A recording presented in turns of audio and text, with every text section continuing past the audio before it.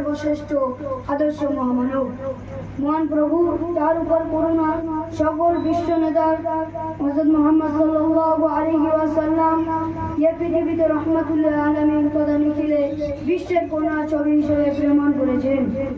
মানবীয় চরিত্রের যত মনুষ্যগণের বৈশিষ্ট্য হতে পারে অনিন্দ সুন্দর, যা কিছু মনুষ্যগণের কথা মানুষ কল্পনা করতে পারে বিশ্বনবী হযরত মুহাম্মদ সাল্লাল্লাহু আলাইহি ওয়াসাল্লাম পুরো জীবনের চরিত্র হচ্ছে তার পূর্ণ সমাবেশ ঘটেছিল। মহান আল্লাহ তাই তার প্রশংসা করেন, ওয়া ইন্নাকা আলা খুলুকিল আযীম, নিশ্চয়ই আপনি মহান উন্নতম চরিত্রের ধারক। আসলে তার ভূত জীবনের চরিত্র হচ্ছে বিশ্ব মানবতার জন্য উৎকৃষ্টতম আদর্শ। এ মর্মে আল কোরআন ঘোষণা, তোমাদের জন্য আল্লাহ রাসূল জীবন চরিত্রে রয়েছে মহান আদর্শ। এখানে মহানবী সাল্লাল্লাহু আলাইহি ওয়াসাল্লামের জীবনের কয়েকটি দিক তুলে ধরা হলো।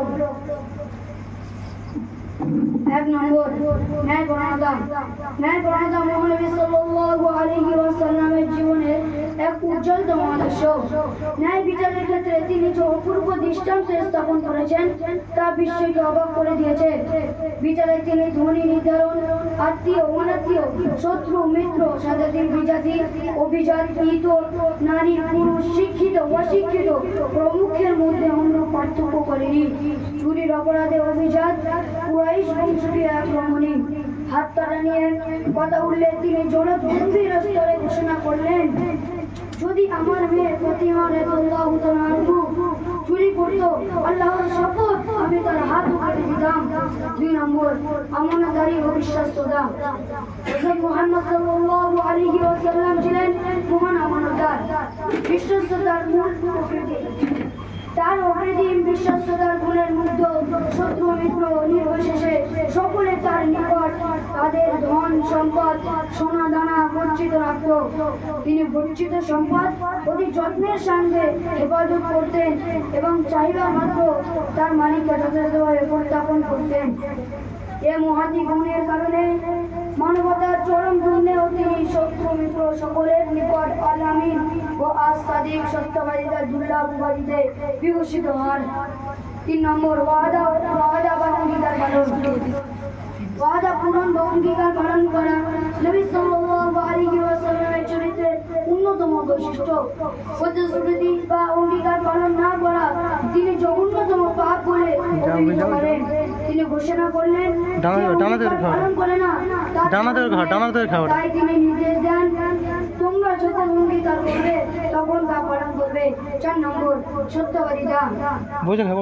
বিশ্বনবী হযরত মুহাম্মদ সাল্লাল্লাহু আলাইহি ওয়াসাল্লাম জীবন আদর্শ ছিল সততা ও সত্যবাদিতার পরিপূর্ণ। তিনি ছিলেন সত্যবাদিতার জীবন্ত প্রকৃতি। তিনি সর্বদা সত্য বলতেন, সত্যের অনুসরণ করতেন। জীবনে কোনো কঠিন অবস্থায় তাকে মিথ্যার ছোঁয়া স্পর্শ করতে পারেনি। তিনি সত্যবাদিতা সম্পর্কে বললেন, সত্য মানুষকে মুক্তি দেয়, মিথ্যা মানুষকে ধ্বংস করে। 5 নম্বর, বিনয় ও নম্রতা। বিনয়, নম্রতা, কোমলতা ছিল মহানবী সাল্লাল্লাহু আলাইহি ওয়াসাল্লামের চরিত্রের গুরুত্বপূর্ণ বৈশিষ্ট্য। তিনি সকলের সাথে খুবই কোমলতা ব্যবহার করতেন।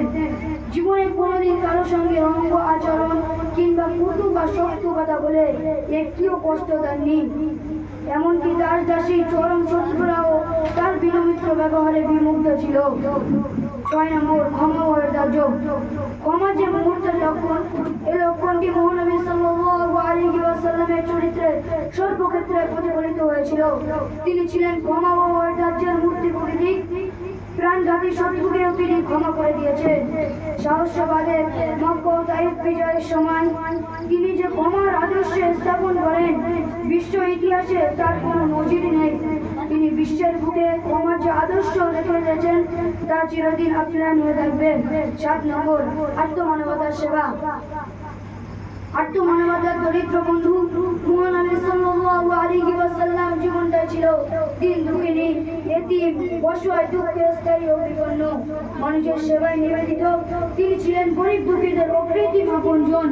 মানব ইতিহাসে তার মতো মানবতার কল্যাণকামী ও দিন দরিদ্র বন্ধু খুঁজে পাওয়া যাবে না। এইগুলো আমার সংক্ষিপ্ত বক্তব্য শেষ করলাম। আসসালামু আলাইকুম ওয়া রাহমাতুল্লাহি ওয়া বারাকাতুহু।